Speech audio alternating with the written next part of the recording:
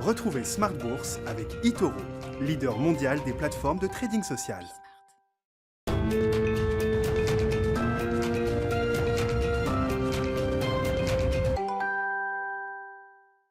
Et c'est reparti pour Smart Bourse, votre double dose quotidienne de marché en direct sur Bismart. Chaque jour à la mi-journée, 12h30, 13h et en fin d'après-midi. À partir de 17h, la grande édition pendant une heure. Une grande édition spéciale comme chaque troisième vendredi du mois avec l'échéance mensuelle, l'expiration des contrats futurs notamment sur indice. L'expiration pour le CAC 40 a eu lieu à 16h tout à l'heure avec une compensation, une nouvelle échéance positive, très positive même depuis la dernière compensation le 15 octobre dernier. On est passé de 6007 à plus de 7100 points sur le CAC 40 ce soir, même si la séance du jour a été un peu plus volatile, un peu plus lourde peut-être en termes de performance. On voit quand même que l'indice est en train de revenir en cette fin de séance quasiment proche de l'équilibre, légèrement négatif toutefois. Au moment où on se parle, les trois sorciers de Smart Bourse sont avec nous, donc comme chaque troisième vendredi du mois, pour décrypter les enjeux techniques de ces marchés. On entre peut-être dans une phase de complaisance, c'est la question qu'on va se poser dans un instant. Sur les autres marchés, en dehors des marchés actions, on regarde de plus en plus ce qui se passe sur l'euro-dollar avec à la fois un mouvement de hausse du dollar, un mouvement de baisse de l'euro qui s'est accéléré encore aujourd'hui avec des mesures de reconfinement qui ont été décidées en Autriche pour l'instant notamment. Tout ça a pesé un petit peu sur la devise européenne. On est passé sous 1,13 aujourd'hui. Est-ce que indice peut être le prochain objectif qu'on pourrait atteindre sur la parité euro-dollar? Là aussi, ce sera une question qui sera posée à nos sorciers de Smart Bourse dans un instant. Et puis dans le dernier quart d'heure, comme chaque troisième vendredi du mois, exercice de pédagogie autour de l'investissement en action, de l'investissement boursier. Quel est le coût? Quels sont les frais pour investir en bourse? Nous en parlerons avec le cofondateur du Café de la Bourse, Louis Yang, qui sera avec nous en plateau à partir de 17h45.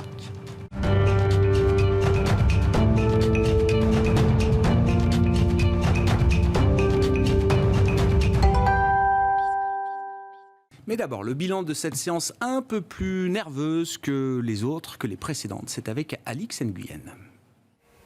Coup de blues général sur les marchés. Pour le CAC, le rebond fut de courte durée ce matin. La fin d'une hausse de 14 séances dans le vert en l'espace de 15 jours pour un indice anesthésié par une annonce de l'Autriche, celle d'un confinement au niveau national à compter de lundi. La vaccination contre le Covid-19 y sera obligatoire à compter de février. En moyenne, 12 000 contaminations sont recensées par jour dans le pays où le taux de vaccination est d'environ 66%, un taux qualifié d'honteusement bas par le gouvernement. À moindre échelle, l'Allemagne sévit aussi. Angela Merkel a dévoilé une série de mesures visant les non-vaccinés. Ils n'ont désormais plus accès au lieu public. On relève aussi qu'à ce stade, le ministre de la Santé n'écarte pas le recours à un reconfinement si la situation l'exige. Et puis, la vaccination devient obligatoire pour les personnels soignants des hôpitaux et des maisons de retraite.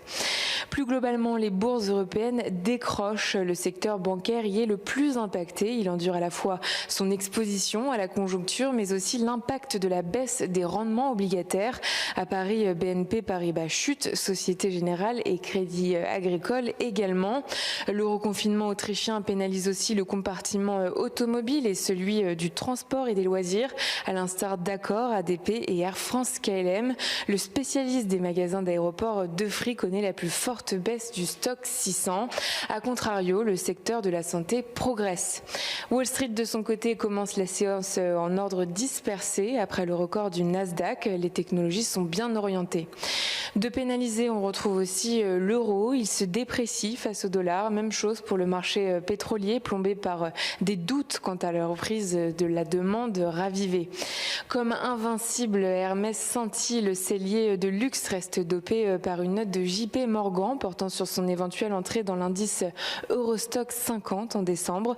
Le secteur est par ailleurs soutenu par les commentaires optimistes de l'italien Prada quant à l'accélération de ses ventes. Voilà donc pour ce point bourse d'Alix Nguyen. Effectivement, Hermès, on va en parler dans un instant. Ça reste la vedette de la semaine, la vedette du mois, la vedette de l'année, la vedette éternelle du CAC 40, la valeur la plus chère qui signe également la meilleure performance annuelle. On en parle dans quelques secondes avec les sorciers de Smart Bourse.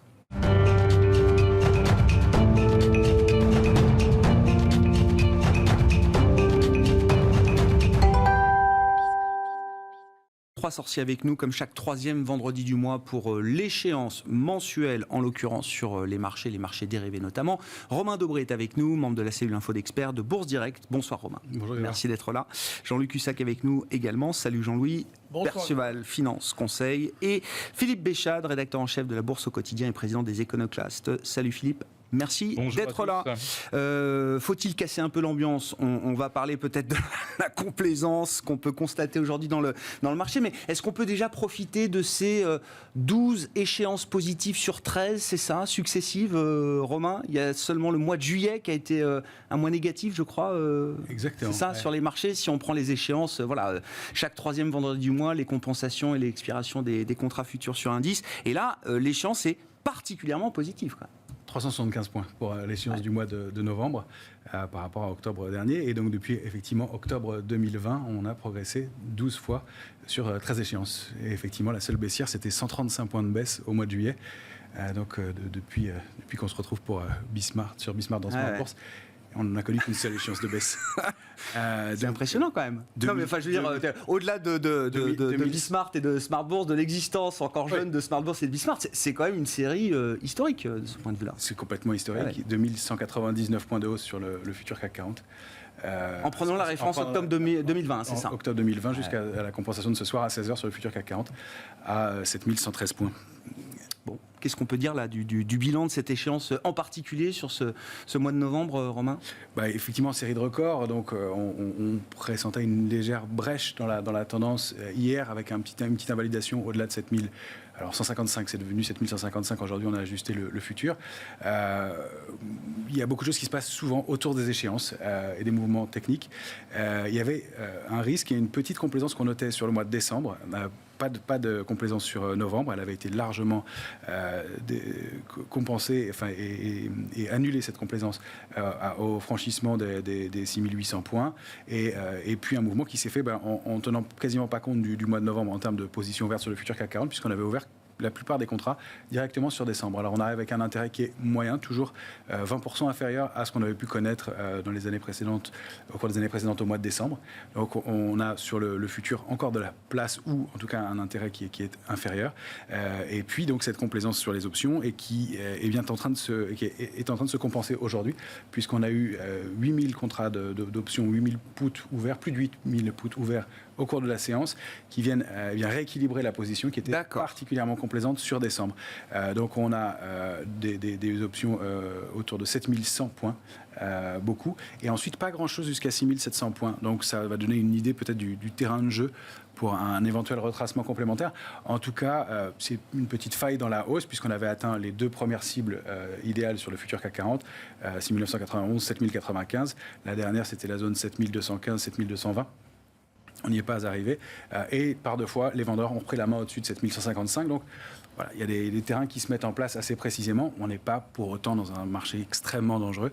Il y a toujours des liquidités disponibles parce qu'on le mouvement et la rapidité du mouvement laissent à penser que tous ceux qui voulaient intervenir et entrer plus bas n'ont pas pu le faire. Que même au moment de l'accélération haussière qu'on a connue, au-delà de 6800 points au cours des trois premières séances, le volume n'a pas été extraordinaire. C'est après cela que le volume, le jeudi et le vendredi qui ont suivi, que le volume s'est étoffé. Donc, ce sont des décisions de gestion qui ont été prises 2 ou 3 jours après et qui ont contribué à alimenter le mouvement et qui n'ont probablement pas permis de servir tout ce que les gestions voulaient acheter. Donc on a probablement encore des investisseurs prêts à investir, et on l'entend dans le consensus régulièrement, les retracements seraient mis à profit pour acheter dans le contexte actuel. Alors effectivement, ça laisse à penser peut-être un peu de complaisance comportementale en tout cas. Ouais. Oui, mais c'est pas tous aux abris. Jean-Louis va prendre la parole, mais c'est pas, on n'est pas du tout dans ce moment-là. Non. On va parler d'Hermès, d'exubération de marché. On a toujours une volatilité qui est tendue. Elle est à plus de 13. Elle est remontée d'ailleurs nettement aujourd'hui. On se couvre dès qu'il y a une alerte. C'était pas le cas. On commence à se protéger dès qu'il y a une alerte. On n'est pas dans un mouvement d'euphorie. On a, à mon sens, quand même des petits foyers d'exagération. D'accord. On va y revenir. Oui, très bien. Qu'on identifie tous plus ou moins, j'imagine. Et puis des éléments intéressants aussi par ailleurs, mais voilà, pas de risque majeur, en tout cas à ce stade, mais probablement un besoin de respirer après une série de records. Oui. Bon, Impressionnant quand même ces dernières semaines, Jean-Luc. Enfin, moi j'étais resté à 6007. Il y a un mois et demi, on avait même du mal à imaginer qu'on puisse franchir, c'est même pas atteindre les 7000 points. C'est-à-dire qu'on a passé ça sans même s'arrêter, sans même regarder, comme si c'était une étape normale, quoi. Ouais. Non, mais c'est vrai que c'est impressionnant. Alors, moi je dis qu'il n'y a pas de complaisance. Et je le dis. Pas de complaisance. Non, je le dis depuis le début, parce que la hausse se fait. C'est ce que tu as dit, Romain, avec une volatilité implicite qui n'est pas de la volatilité de complaisance. Quand on est à 13 de vol, 13,5, on était descendu à 12 là, tout de suite elle est remontée à 13, 13,5.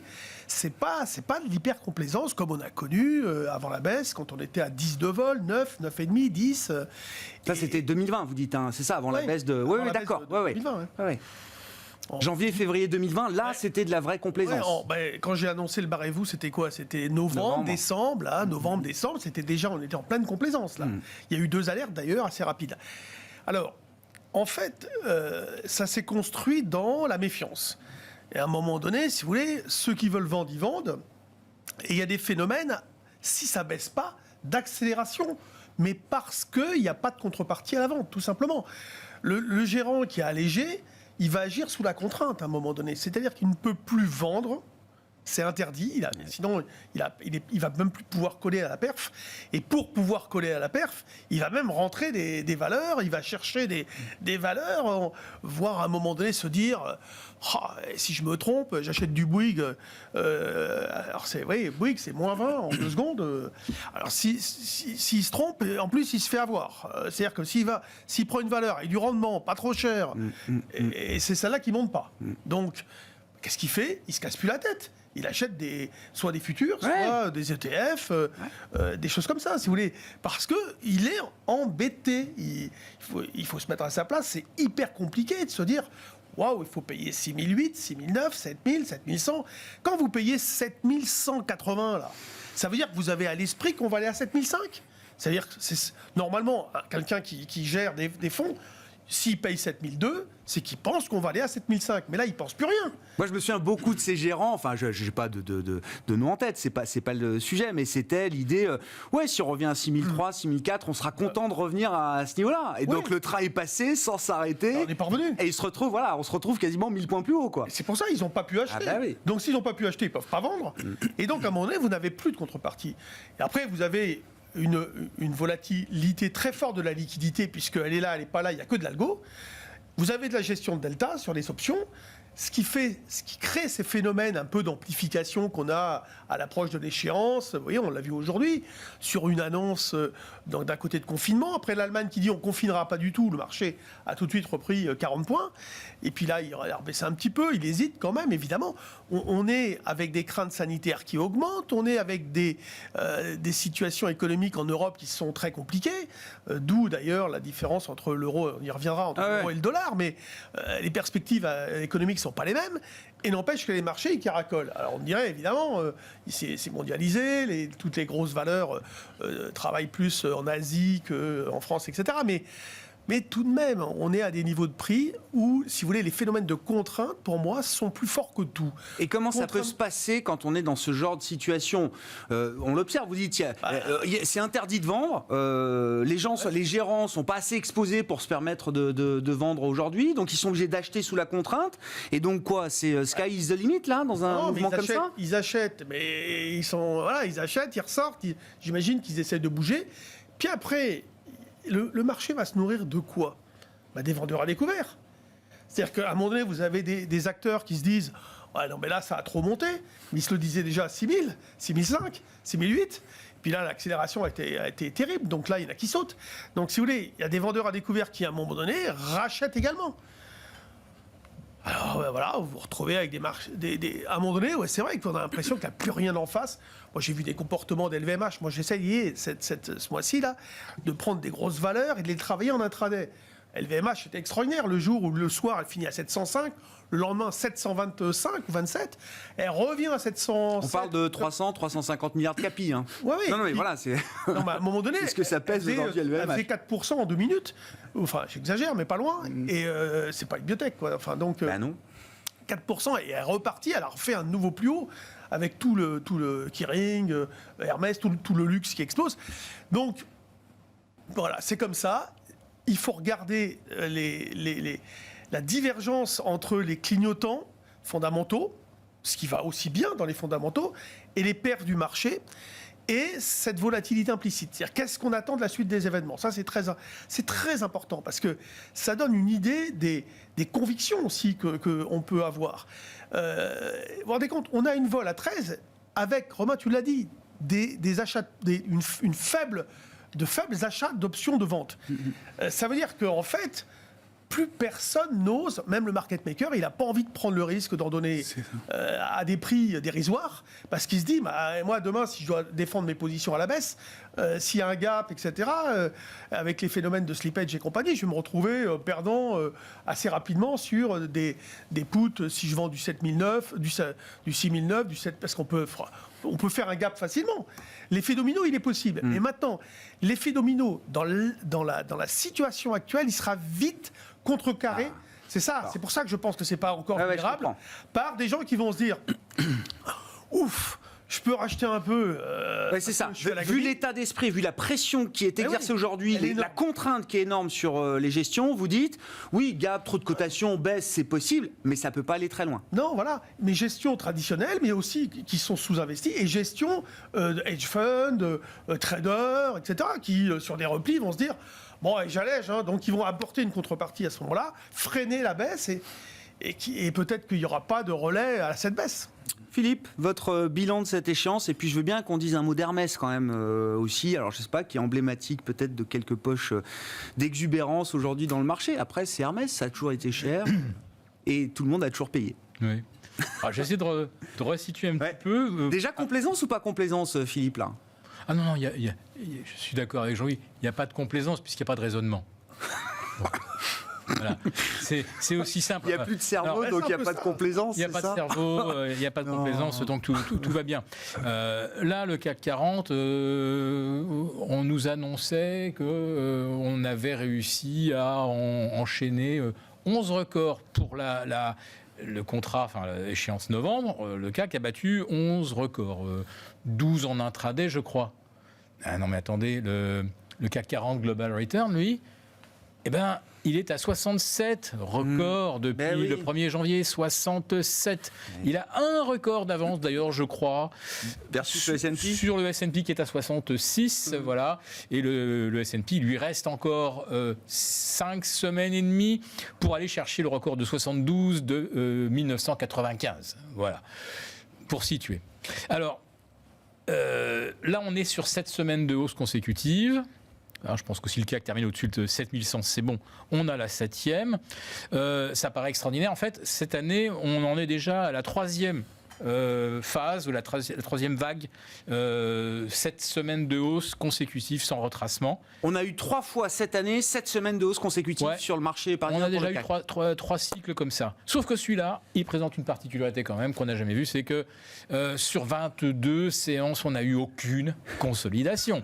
Je me rappelle que fin 99, ou en 2013, qui était une année quand même assez bonne de reprise, je crois qu'on a dû faire 11 mois de hausse sur 12, et on a eu plusieurs fois des 7, 8 séances de hausse, record consécutif.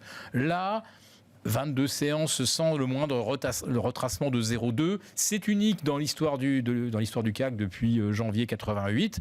Donc, ce qui est particulier, si vous voulez, c'est la perfection de cette dernière vague. Mais sinon, on en trouve l'équivalent plusieurs fois cette année, mais quand même avec un point commun, sont des vagues d'impulsion, et l'angle de progression est exactement le même.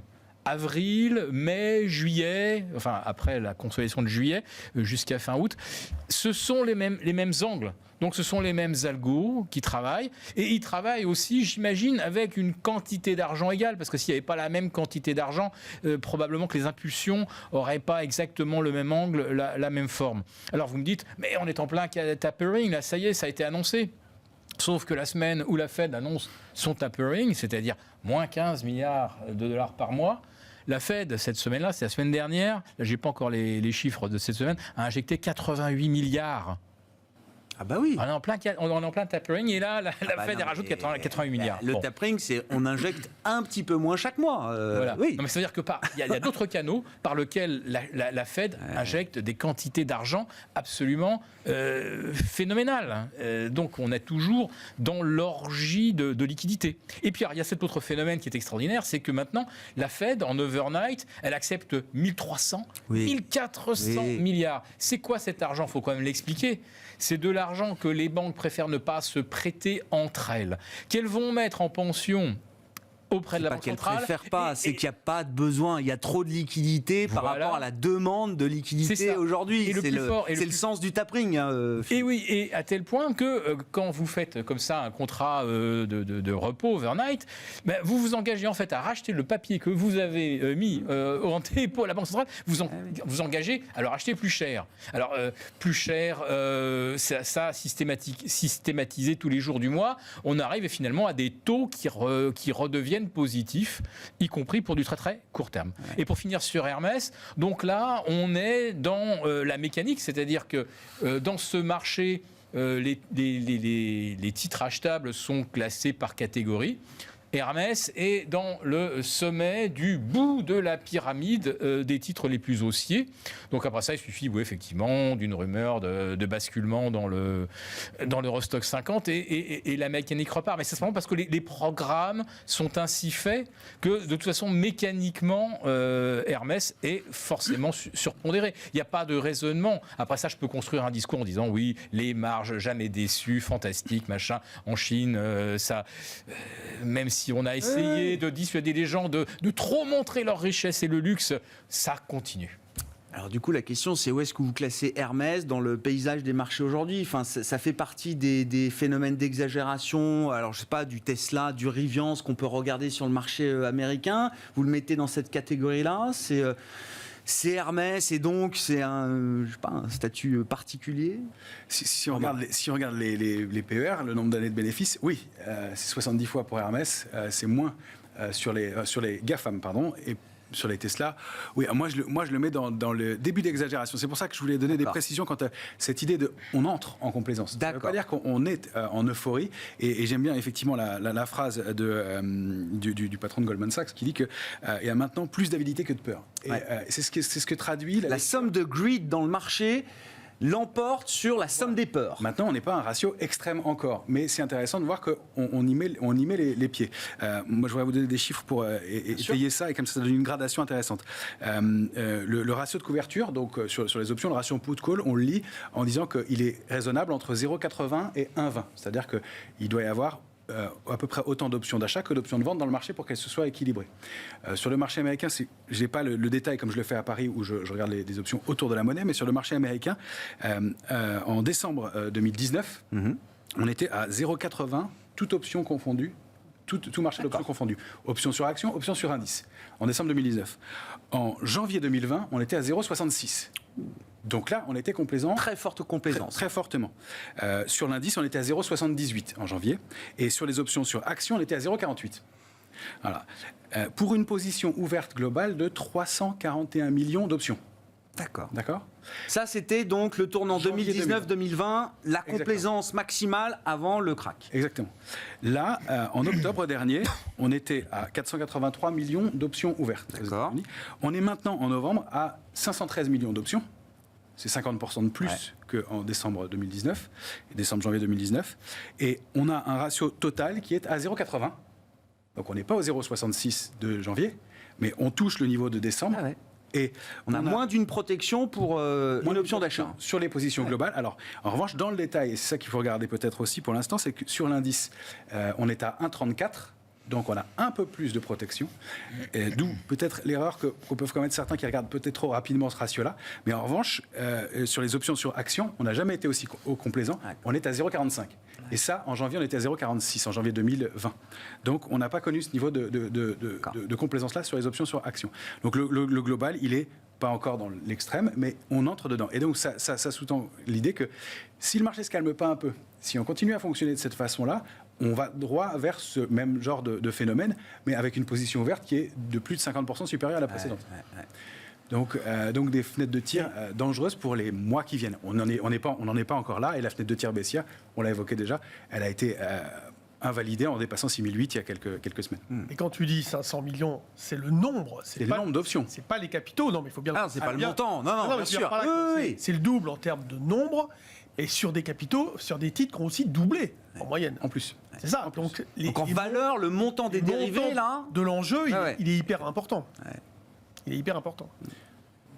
Donc oui, il y a des foyers d'excès dans l'immédiat. Si on les calme gentiment avec le marché, arrive à se calmer maintenant, ça va être moins risqué. Si on continue à fonctionner de cette façon-là et qu'on continue à progresser comme on le fait régulièrement en termes de taille, de quantité et de complaisance et de changement de comportement, on va droit au moins à de mauvaises surprises. Au moins tout le monde est averti, quoi. Voilà, mais pour l'instant, c'est pas encore le max. Encore une fois, il y a toujours effectivement ce ratio d'options. Et il y a aussi un autre phénomène, c'est que les options de vente sont prises un peu plus basses aussi sur l'indice parisien. C'est pour ça qu'on a toujours une volatilité qui tient bien.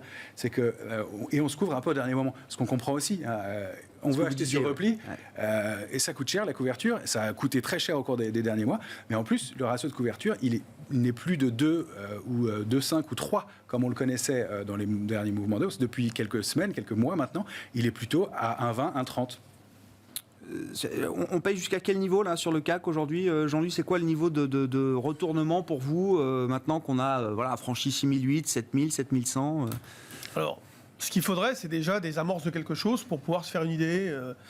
Mais bon, brut comme ça, moi je paye un peu les yeux fermés, peut-être vers 6850 sur une première approche, à toute chose égale par ailleurs.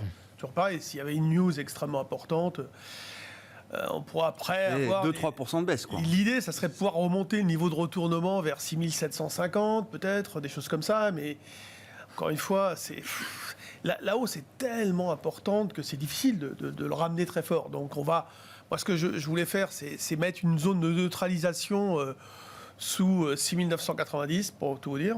C'est-à-dire adopter un peu un biais baissier très court terme pour aller chercher 6008 peut-être, un truc comme ça. Mais c'est pas évident de se faire un plan comme ça. Il va falloir regarder en temps réel les volatilités, s'il y a des niveaux de couverture donc importants, ça aussi, c'est fort. Alors, on parle beaucoup de ça ici, mais vous savez, les marchés aujourd'hui, ils sont drivés par des considérations techniques. Beaucoup plus que par des considérations fondamentales. Quand tout à l'heure Philippe dit on a mis le cerveau de côté, bon, c'est peut-être toujours pareil, c'est fort comme image, mais le problème c'est que c'est du momentum, c'est du trend following, c'est du momentum. Il y a beaucoup d'acteurs qui. Je ne dis pas qu'on a mis le cerveau de côté. Non, c'est moi qui l'ai dit en blaguant. C'est moi qui l'ai dit en blaguant. Les programmes de trading, je peux vous assurer que les gars, ils sont quand même. Oui. Et c'était une blague de ma part. Je parlais pas de cela, mais je parlais qu'à un moment donné, le gérant qui se dit mais qu'est-ce que je fais? Parce que non, mais le trend following, c'est une vraie stratégie. C'est une stratégie moutonnière. Alors le nom moutonnier peut laisser penser qu'on réfléchit plus, etc. Mais c'est quand même ce qui marche en grande partie dans les marchés. Ouais, mais ça, le gérant un peu, discrétionnaire, c'est-à-dire qu'il n'est pas forcément il n'est pas que sur un truc et puis attendre de le laisser porter. Celui qui va faire des choix stratégiques, quand il voit le marché à 7002, c'est sûr, 7180, il est monté. Il se dit mais qu'est-ce que je fais, quoi. Donc c'est compliqué, c'est hyper compliqué de prendre des décisions, de rentrer à nouveau ou sur des replis. C'est dur, Romain. Et en entrant dans la contrainte comme ça aussi, il y a des mauvais prix de revient. C'est-à-dire qu'on n'est pas confortable. Si on achète sur repli, on est une main faible. Donc on est une main faible. Et donc on est susceptible de retourner aussi ses positions un peu plus rapidement et donc de ne pas en prendre de trop grosses à cause de ça. Est-ce que la saisonnalité de fin d'année, toujours très favorable, a encore un sens après l'année qu'on vient de vivre, Philippe? Je sais pas, le mois d'octobre qui était réputé, qui est même statistiquement le mois le plus faible, je dis pas négatif, mais le plus faible de l'année. Le deuxième meilleur après le voilà. Bon. Donc du coup, je sais pas, est-ce que le rallye de Noël, c'est encore quelque chose? Non, cette année est hors norme. Elle est hors norme. Je répète, ça provient essentiellement d'une mécanique, et c'est une mécanique des fluides. L'abondance monétaire, on ne regarde plus les prix, on ne regarde plus les fondamentaux. Là, ce matin, alors on parle effectivement du confinement autrichien. Moi, ce que je regarde ce matin, c'est l'Allemagne qui nous annonce une hausse de 18,4% des prix à la production. Ah, tiens, ils ont rattrapé les Américains. C'est juste du jamais vu depuis 1951. Et pour les chiffres de l'inflation américaine... je crois que tous les économistes, tous les gérants de la planète sont au courant qu'il y a de l'inflation, quoi. Oui, mais elle n'est pas dans les cours. Ah bah, Elle est... je pense que c'est le sujet dont on parle le plus. Donc, j'imagine bien qu'à un moment, à partir du moment où le sujet est sur la table, dans toutes les discussions en permanence, là, pour l'instant, je considère que dans la somme des gens qui font le marché, ça doit bien être quelque part, d'une certaine manière. Je dirais même, ou peut-être que le sujet n'est pas si grave que ça, j'en sais rien. C'est l'effet bocal. Vous voyez partout autour du bocal des flammes et tout, mais vous êtes dans le bocal et l'air est conditionné et vous êtes toujours très bien. L'air est toujours conditionné par l'argent des banques centrales et le discours, le narratif de l'inflation qui finira bien par revenir. Effectivement, une fois que tout aura brûlé, effectivement, les flammes s'arrêtent peut-être. Mais on en est là. Alors, moi, il y a quelque chose... Comme là, on a parlé de choses qu'on constate et qui sont visibles. Moi, j'ai identifié un truc qui m'a quand même interpellé. On a évoqué légèrement la montée du dollar. Allons-y. Voilà. Bien sûr. Donc ça, c'est fait.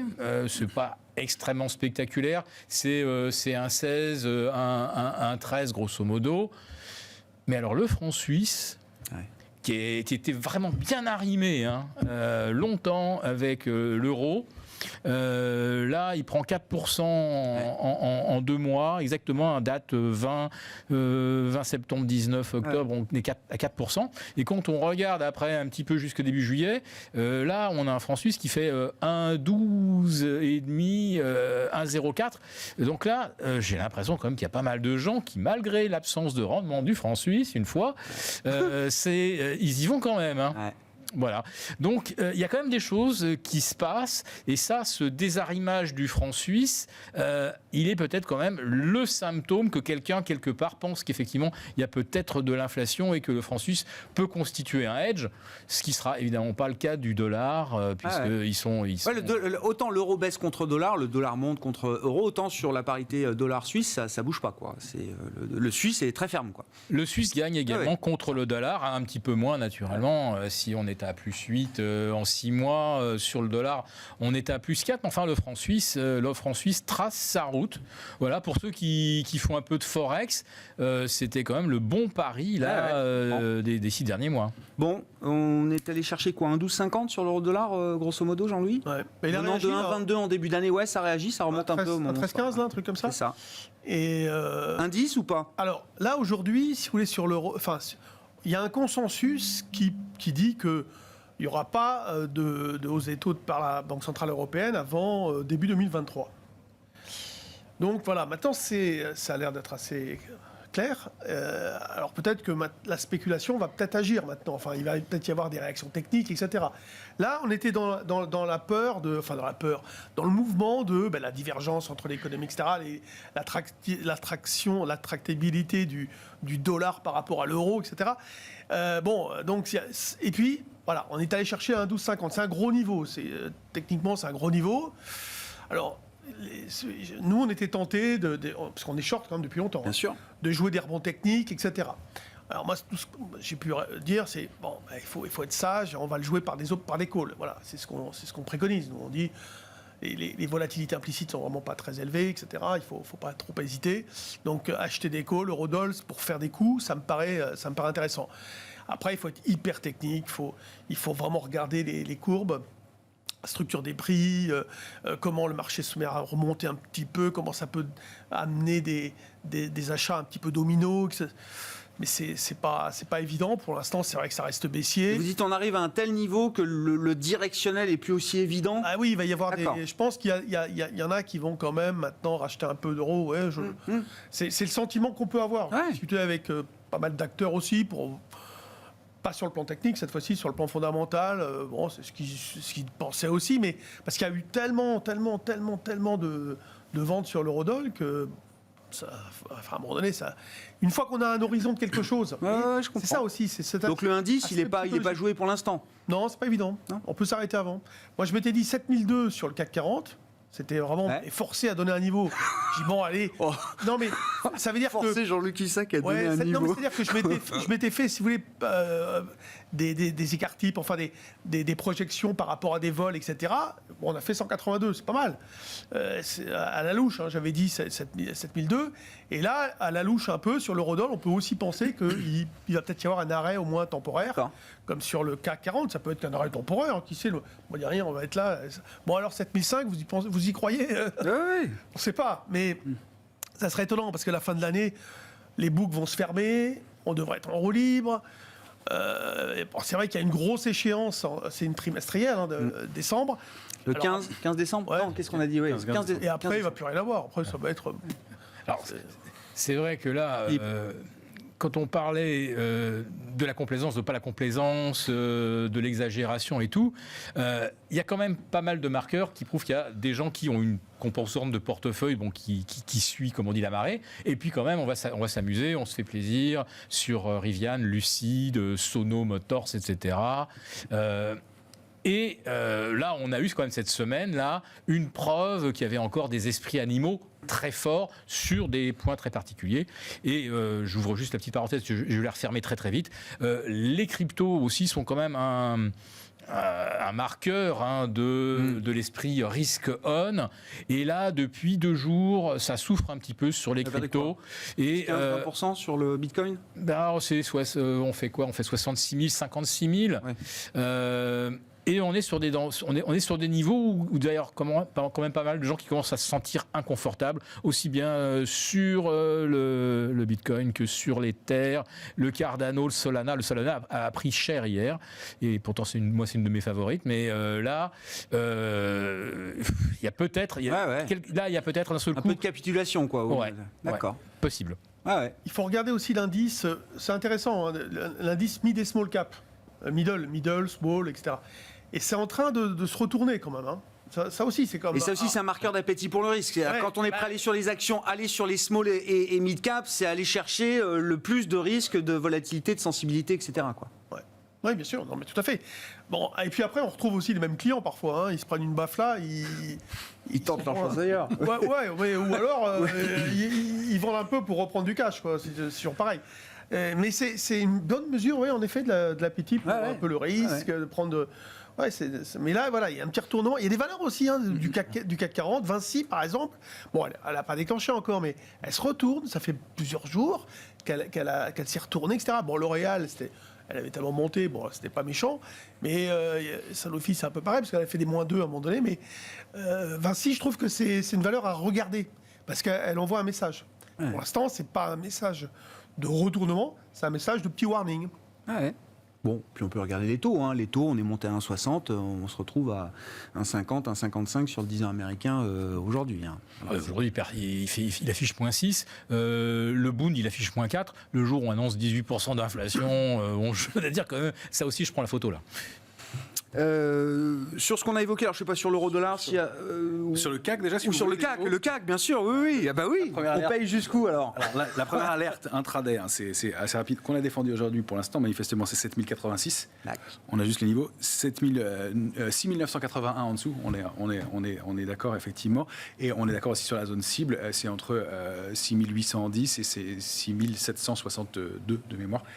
Que effectivement il y a la zone de retracement max idéal qui serait le niveau de retournement de moyen terme qu'on n'envisage pas franchement tout de suite, mais en tout cas alors peut-être sur rupture de 6980 points, mais déjà dans ce contexte mais toutes choses égales par ailleurs, les niveaux que vous citez 6980 ou jusqu'à 6008, c'est déjà des niveaux où on attend, où on envisage que beaucoup d'acheteurs reviennent déjà d'ores et déjà sur ces niveaux. Quoi. Alors, en tout cas, c'est déclarativement, c'est ce qui est le cas aujourd'hui. Oui. Ensuite, je pense que ça dépendra de la façon dont ça se produit. Oui, c'est pour ça que je dis toutes choses égales par ailleurs. Hein. Voilà, et effectivement, si confinement, si élément de retour au stress qu'on a connu par le passé, pourquoi pas. Mais ça donne des niveaux de 35 400 sur le Dow Jones, Nasdaq 15 460, on en est loin, Nasdaq 100. S&P, c'est 4 546. Eurostock, c'est entre 4 180 et 4200. On est assez loin de ces niveaux-là. Donc, il faut effectivement surveiller ça. Pour l'instant, encore une fois, on va monitorer ce qui se passe. On a fait peut-être aujourd'hui une bougie pas très jolie sur l'indice parisien, c'est qu'on a fait ce qu'on appelle un avalement baissier. C'est-à-dire que la bougie d'aujourd'hui englobe la bougie d'hier. C'est jamais terrible en fin de mois. Ça se joue encore une fois autour d'une échéance des marchés dérivés, donc ça reste très technique, c'est vrai. Effectivement, c'est lié à l'annonce, mais on le pressentait un petit peu. C'était difficile, le marché devenait un peu poussif depuis quelques heures. Et donc de là à déclencher une vraie impulsion baissière forte, peut-être pas, mais en tout cas, il y a ce signal de pause et ce serait assez salutaire. Quant à l'euro-dollar, c'est baissier depuis un 18-10. La cible de la figure de retournement en épaule, tête-épaule, c'est une zone qui est située entre 1,11 et 1,12. 1,11,04, je crois que c'est la cible idéale. Effectivement, qui serait, à mon avis, probablement le maximum, d'autant plus que ça vient s'appuyer sur l'oblique baissière de long terme qui date de 2008 sur l'euro-dollar et qu'on avait franchi en août dernier. Donc vous allez se réappuyer dessus, ça paraîtrait logique, ça paraîtrait un peu le mouvement maximal sur vraiment retournement profond structurel. Est-ce qu'il y a encore beaucoup de short dans le marché ? Je sais que vous regardez ça valeur par valeur. Est-ce qu'il y a toujours beaucoup de positions short dans le marché sur des valeurs particulières Alors déjà, il n'y a pas plus de positions sur 250 valeurs qui sont shortables à Paris, un peu plus. Il y en a toujours 80, un peu plus de 80. D'accord. Ça n'a pas augmenté depuis plusieurs semaines, plusieurs mois. Les vendeurs ne sont pas très présents. Le petit changement, c'est que Alstom est toujours la valeur la plus shortée. C'était 17,80% du capital. Ça n'est plus que 16% après son rebond de la semaine dernière. Ça reste évidemment anecdotique. McPhy, ça augmente un peu. On passe à 8,24 contre 6,07 Elle passe à 6,07 contre 8,24 précédemment. Donc un peu moins. Atos, en revanche, ça augmente. La position short passe à 4,22 en hausse de 0,5%. Donc ça, c'est pas terrible. Et puis il y a Rexel qui est shorté aussi de 43%. Donc il n'y a pas de gros changements. On voit que les vendeurs ne sont pas très présents encore. Et quelques arbitrages, quelques ajustements comme ça. Pas de changement majeur de ce côté-là. En tout cas, au-delà des seuils de déclaration qui sont à 0,5% du flottant. Philippe ? Atos aujourd'hui, elle a quand même une sale tête en dessous de 39. Là, on est en train de casser pas mal de supports. Ça devient un petit peu chaud. Mais alors c'est marrant parce que tous les supports techniques que tu cites, Romain, je les ai moi par d'autres analystes. Et c'est vrai que là, il semble qu'il y ait une unanimité là aussi. Ce qui veut dire que si les niveaux sont cassés, il y a tout le monde qui est prêt à appuyer sur le bouton à peu près au même moment. C'est hyper technique. Tout ce qu'on peut dire simplement, c'est que quand on regarde sur les 20 dernières années, la semaine de Thanksgiving aux États-Unis, donc c'est lundi, mardi, mercredi prochain, on n'a pas une seule consolidation du marché sur américain. Sur 20 ans, ça n'a jamais baissé la semaine de Thanksgiving. Ça baisse pas. Voilà. Bon, alors c'est bon pour cette année alors. Oui, je ne sais pas si on est une année. Des choses extraordinaires. C'est ça. Si c'est une année hors norme, il faut peut-être être prudent sur les 3 prochains jours, les 3 prochaines séances. On va dire que je sais pas. Le consommateur américain, a l'air d'être quand même un peu plutôt en forme. On verra bien les futurs déjà à Hong Kong, les futurs américains à Hong Kong. Je pense que déjà à 4h du matin lundi, on commencera déjà à se dire c'est bon, il faut continuer d'y aller quoi. La semaine fera 3 jours, à peu près 3 jours. Donc le challenge, c'est d'atteindre les 69 records pour le S&P avant mercredi. C'est quoi le record à battre en termes 72. D'accord. 72 records du S&P 500 en une année. En une année, voilà, c'est le record depuis 1890. Enfin voilà. Bon. Sur les matières premières, je ne sais pas s'il y a des trucs particuliers à signaler, à soulever. Ça se détend un peu ou pas, Romain ? Ce qui est intéressant, c'est de constater que dans ce mouvement, ça reste assez soutenu sur l'or et l'argent, toujours. Ouais, donc précieux. Même aujourd'hui, dans un contexte de petit stress, il y a effectivement toujours un bon soutien. On n'arrive pas à déborder le niveau de 1860, 1884 $ l'once sur l'or. L'argent, ça reste solide au-dessus de 24,70. On n'arrive pas à déborder 25,40. Là aussi, on sent, à mon sens, une accumulation et peut-être aussi un retour de valeur refuge, peut-être une accumulation qui se fait gentiment. Franc suisse, précieux. Par exemple, des vieilles choses, des trucs un peu old school, mais qui ont l'air qui pourraient, qui sont à surveiller, en tout cas, qui nous intéressent et sur lesquels on est revenu. Et sur les matières premières globalement, oui, l'indice Thomson Reuters CRB, qui comprend 19 matières premières, a consolidé un mois et est sorti par le haut de sa zone de consolidation. N'accélère pas franchement, il a commencé à accélérer, mais il déborde un niveau et on sait que c'est un call vraiment de long terme. Il s'est vraiment passé quelque chose au cours des derniers mois sur ce panier global. Donc, on surveille, c'est quelque chose qu'on pourrait accompagner aussi. Sur les indices, petite mise à jour aussi. On avait évoqué un éventuel retournement sur l'Asie et la Chine qui nous intéressait pour un petit mouvement avec des résultats d'Alibaba jeudi, donc hier. Il se trouve que le mouvement a été invalidé. On avait débordé le niveau qui nous intéressait et on est repassé en dessous avec l'annonce et la baisse de 10% d'Alibaba dont les résultats diminuent. Donc, ce côté-là non plus, qui était peut-être une source de relais, est en train de se... Timing reporté pour revenir sur les actions chinoises. Pas dire que ça ne montera pas, mais comme nous, on travaille en analyse graphique, quand le signal est invalidé, on sort, on conserve la position, risk management. Peut-être que dans quelques jours, ça repartira, mais pour l'instant, le signal est invalidé. Pour conclure, Jean-Louis ? Romain a dit une baisse serait salutaire. J'ai envie de dire non, mais une baisse serait vraiment bien pour les traders et amènerait un peu de volatilité. Les traders demandent et là, des marchés qui baissent. c'est ce qu'on voudrait, de la volatilité intraday, parce que c'est ce qui nous a quand même manqué ces derniers temps, puisqu'on avait un marché verrouillé à la hausse, qui grattait point par point. On se demandait même le lendemain comment on se retrouvait. Arrêtez de trader, Jean-Louis. Laissez votre PEA monter gentiment. Non, mais c'était bien quand même. On se laissait porter, mais je veux dire par là que la vol, c'est quand même aussi un petit peu sympathique. Quand on a des retracements de 0,6 aujourd'hui, ça nous a fait presque peur. On n'avait plus l'habitude. Donc voilà, c'est ce qui nous manque. De la volatilité. Le marché, normalement, il en a à revendre. Et là, ces derniers temps, c'est vrai que c'était un petit peu pénible. Philippe ? Moi, je suis comme Romain, là, l'or, l'argent, il y a des seuils que tout le monde, je pense, connaît, mais 1910 sur l'once et 26 sur l'argent, là, il y a peut-être effectivement une vraie histoire à suivre pour le moyen terme. Dans un contexte inflationniste, je rappelle que l'argent a un ratio de 60 par rapport à l'or, on est encore à 90. Donc 90 onces d'argent pour faire une once d'or. Dans un contexte inflationniste, c'est un petit peu l'inverse. L'argent, théoriquement, va plus vite, plus loin, plus fort. Et ce ratio de 90 est totalement anormal. Merci beaucoup, messieurs. Merci aux trois sorciers d'être avec nous chaque troisième vendredi du mois. Philippe Béchat, des Éconoclastes et la Bourse au quotidien. Jean-Luc Hussac, Perceval Finance Conseil et Romain Daubry, Bourse Direct. On se retrouve lundi pour le plan de trading avec vous, Romain, à 12h30 dans Smart Bourse.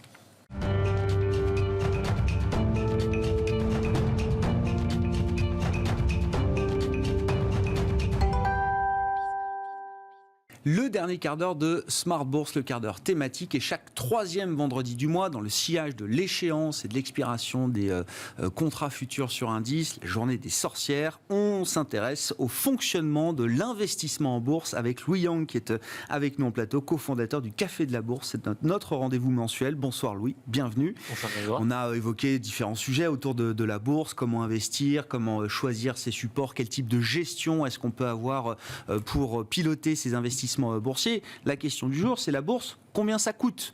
On ne parle pas de performance boursière, on parle des frais qui sont nécessaires et qui s'appliquent à l'investissement boursier. Comment est-ce que vous cataloguez d'ailleurs les différents types de frais qu'il faut avoir en tête quand on se lance en bourse, quel que soit le support, quelle que soit la manière dont on choisit de le faire, Louis ? Oui, tout à fait. Il faut vraiment prendre en compte les frais avant d'investir en bourse. Lorsqu'on investit, il va y avoir différents types de frais qu'on peut effectivement cataloguer. Je pense que les premiers, c'est les frais de transaction. Donc, c'est les frais qui sont liés à un mouvement d'achat-vente en bourse, donc qui ont lieu uniquement lorsqu'on passe une opération. Donc ça, je pense que c'est vraiment les frais les plus classiques qui touchent tout investisseur et tout actif. Donc qu'on investit en actions, en titres vifs, qu'on investit en ETF, en fonds, en produits dérivés, il va y avoir ces frais d'achat et de vente. Et ces frais, il faut savoir que c'est très variable en fonction de l'intermédiaire financier, que ce soit une banque traditionnelle, une banque en ligne, un courtier en ligne, un néo-courtier. Ça va vraiment être très disparate et différent. Les modèles économiques derrière sont aussi différents. Ouais. Ça peut être un prix forfaitaire. C'est souvent un pourcentage lié au montant de l'ordre. Ça peut être gratuit sur certaines actions, certains ETF avec les néo-courtiers. Donc c'est vraiment très disparate et ça dépend aussi du type d'ordre qu'on va faire, c'est-à-dire que par exemple si on fait un ordre par internet qui est le plus courant aujourd'hui, ça va être moins cher qu'un ordre par téléphone, ça peut arriver sur certaines positions, on a besoin d'appeler son intermédiaire, donc ça va varier aussi, ça va aussi varier en fonction du marché, évidemment si on investit sur Euronext Paris, ça va pas être le même prix que sur le Nasdaq ou sur le marché canadien, donc il y a vraiment beaucoup de critères qui vont faire fluctuer le coût de son ordre. Ouais, je comprends. Et comme vous dites, il y a des écarts de prix, de frais de courtage très différents. Mais il faut bien avoir en tête quel quelle est votre manière de fonctionner? Quel est votre mode d'investissement? Est-ce que vous traitez beaucoup? Est-ce que vous traitez 1 ou 2 fois par an? Sur quel type de marché, etc. Et c'est ça qui va vous permettre de décider finalement quel sera le meilleur courtier, en l'occurrence, pour investir. Oui, tout à fait. Ça, c'est un point important. C'est vrai qu'il y a des courtiers qui vont avoir des packages, ceux qui traitent beaucoup. Si on passe 10 opérations par jour, il y aura sans doute peut-être des courtiers plus intéressants que d'autres. Exactement, et en fonction du marché, parce qu'il y a souvent aussi un minimum. Donc le minimum peut être plus élevé sur des marchés, même italiens, sur le marché canadien que j'évoquais tout à l'heure. Donc c'est vrai que si on investit sur ce type de marché, il va vraiment falloir regarder la tarification qui peut varier, alors que si on est un investisseur, on va dire plus long terme, buy and hold, moins actif, à ce moment-là, on peut se cantonner à éplucher les tarifs d'Euronext Paris. Il y a un autre point, c'est-à-dire qu'avec la loi Pacte, les frais sont désormais plafonnés sur le PEA. Donc sur le compte titre ordinaire, c'est très variable, comme je l'ai évoqué, mais sur le PEA, c'est désormais plafonné. Ouais. Il faut regarder aussi alors, les frais du support, qui sont des frais incontournables également, Louis. Oui, quasi incontournable. Ouais. Alors là, on vient d'évoquer les frais qui sont liés à l'activité, au mouvement.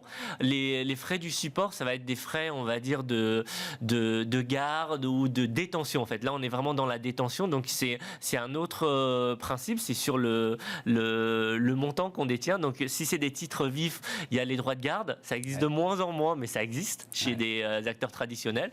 Donc, ça, c'est pour les titres vifs. Et après, pour tout ce qui est fonds OPCVM classique, type SICAV ou ETF, là, il y a des frais de gestion annuels qui sont un pourcentage du montant que vous détenez. Et là, l'écart est très important, en fait, entre les OPCVM classiques et les ETF. Par exemple, il y a une étude qui a montré qu'en 2020, il y avait, en fait, sur les actions internationales, les frais de gestion moyens sur des ETF, c'était de l'ordre de 0,4% par an. Et sur des OPCVM classiques, actions internationales, là on est même à plus de 2%. Donc il y a d'autres études, mais l'ordre de grandeur est là, donc l'écart est conséquent. Ça aide à comprendre d'ailleurs la domination de la gestion passive depuis 10 ans, en termes de collecte, d'encours de collecte par rapport à la gestion active. Oui. Au-delà de la performance qu'on peut avoir sur le plan boursier, la question des frais est centrale quand même. Pour beaucoup, encore, j'ai parlé uniquement des frais de gestion, parce que sur des OPCVM classiques, il va y avoir des droits d'entrée, des commissions... versements, retraits, etc. Exactement. Donc, alors après, c'est vrai qu'avec les courtiers en ligne, ils vont souvent négocier des OPCVM à 0 frais d'entrée, parce qu'il faut savoir que les frais d'entrée, ça rémunère surtout principalement les distributeurs. Donc évidemment, en fonction de son intermédiaire, les coûts vont être différents pour un même OPCVM. Très clair. Non, mais il faut bien prendre le temps quand même de regarder tous ces frais qu'on pourra vous imputer et qui vont venir quand même réduire la performance boursière. C'est pour ça qu'il faut regarder ça avant. Terme, quelques points de base vont avoir un impact. Évidemment, si on fonctionne avec un horizon de long terme, et c'est le but de la bourse, effectivement, il faut prendre ça en compte. Qu'est-ce qu'on peut dire? Alors, des frais annexes liés, je sais pas, des services optionnels d'ailleurs, peut-être qu'on n'est pas obligé de choisir, mais qu'est-ce qu'on peut retrouver d'autre comme type de frais encore, Louis? Il y en a pas mal aussi, effectivement. La liste peut être longue. La liste peut être longue. L'ingéniosité commerciale n'a pas de limite. Exactement, au niveau des services. Après, il y a aussi un service qui est derrière, souvent. Donc, oui. Donc effectivement, on va dire que tout produit, service a évidemment un coût derrière, mais il faut en être conscient lorsqu'on choisit et on souscrit. Donc il peut y avoir tout ce qui est lié à la fermeture d'un compte ou un compte inactif. Tout à l'heure, on a évoqué les packages pour les plus actifs. Et ben là, c'est une pénalité pour les moins actifs qui peut avoir lieu aussi au niveau des intermédiaires, peut-être les plus agressifs au niveau tarification. Ils vont vous pénaliser parce que vous ne faites pas assez d'activité. Donc ça, c'est une possibilité. Et après, il va y avoir tout ce qui est lié à un service complémentaire. Ça va être un outil, un screener, un outil d'analyse technique pointu, de la cotation en direct sur des marchés américains, par exemple. Tout ça a un coût aussi. Donc, ça va souvent être des coûts supplémentaires qu'il faut prendre en compte en fonction de ses besoins. Et au final, on arrive à quel ordre d'idée en termes de frais? Enfin, je sais pas, en pourcentage de ce qu'on investit ou autre. Enfin, c'est quoi? Il y a un chiffre un peu magique autour de ça, ou c'est très compliqué justement? C'est très compliqué. On va dire que justement les intermédiaires financiers aussi nous facilitent pas la tâche, avec des grilles tarifaires très disparates, avec des calculs différents. J'évoquais justement un fixe plus un variable, ou un fixe en fonction du marché, du nombre d'ordres. Donc c'est très difficile d'avoir vraiment en fait un coût moyen standard. Ça va vraiment dépendre du nombre d'ordres qu'on passe, du montant de son portefeuille, des actifs qu'on traite, des marchés qu'on traite. Et c'est pour ça que c'est essentiel, avant de choisir un intermédiaire financier, de bien définir son besoin en amont et de ne pas payer justement des services dont on n'a pas besoin. Ouais. On a vu une dernière sortie de Bruno Le Maire, alors c'était sur l'enveloppe PER en l'occurrence, 2 ans d'existence, un succès incroyable, des centaines de milliers de Français qui ont souscrit des PER. Visiblement, l'heure était venue pour Bercy et Bruno Le Maire de dire attention, nouveau produit, donc j'imagine que tous les commerciaux sont très contents et encore une fois beaucoup d'ingéniosité autour, mais ça se retrouve avec des frais effectivement qui visiblement sont un peu au-delà du raisonnable dans certains cas. Surtout que sur le PER, il y a la carotte fiscale qui masque petit peu ces frais. Et donc évidemment, c'est comme ce que vous venez de dire, au niveau des nouveaux produits, plus l'avantage fiscal fait qu'effectivement c'est important de bien vérifier tout ça. Et c'est aussi dans cet esprit-là qu'il y a eu la loi Pacte avec le PER. Plafonnement. Et voilà, exactement. Ouais. Et vous dites même avec la concurrence des néo-courtiers d'Internet, on peut arriver encore à avoir des frais très importants chez des acteurs traditionnels. Cette concurrence-là n'a pas remis un peu d'ordre dans tout ça. Les lignes bougent avec les nouveaux investisseurs, les nouveaux entrants depuis 2-3 ans qui sont plus jeunes, qui aiment investir peut-être avec un smartphone, une tablette, qui vont davantage aller rechercher justement les meilleurs services au meilleur prix sur Internet, mais on va dire qu'il y a plus familier de ce genre de démarche. Exactement, alors qu'il y a une cible ou des investisseurs plus classiques qui sont par confort aussi restés sur leur intermédiaire classique. Donc ça bouge, mais c'est pas encore le cas pour tous. Et c'est vrai aussi sur d'autres produits. On peut penser à l'assurance vie aussi, parce qu'il y a beaucoup d'acteurs d'assurance vie en ligne avec des offres très disruptives, très intéressantes, etc. Mais ça reste encore marginal par rapport au montant d'apport global. Bon, ça c'est encore un peu différent parce qu'il y a le problème de la transférabilité. Non, mais c'est intéressant. Et donc, faites le job quand vous vous lancez en bourse, effectivement, avant de mettre en place vos stratégies, définir votre profil d'investisseur. Prenez le temps aussi de regarder les frais qui vont être appliqués en fonction des courtiers que vous regardez et des supports sur lesquels vous allez pouvoir investir. Merci beaucoup, Louis. Merci d'être avec nous. Chaque 3e vendredi du mois, je le rappelle, rendez-vous pédagogique autour de l'investissement boursier avec les équipes du Café de la Bourse dans Smart Bourse. On se retrouve donc le 17 décembre prochain. Ce sera le 3e vendredi du mois de décembre. Louis Yang qui était avec nous ce soir dans l'émission. Très bon week-end. On se retrouve lundi évidemment à 12h30 en direct sur Bismart.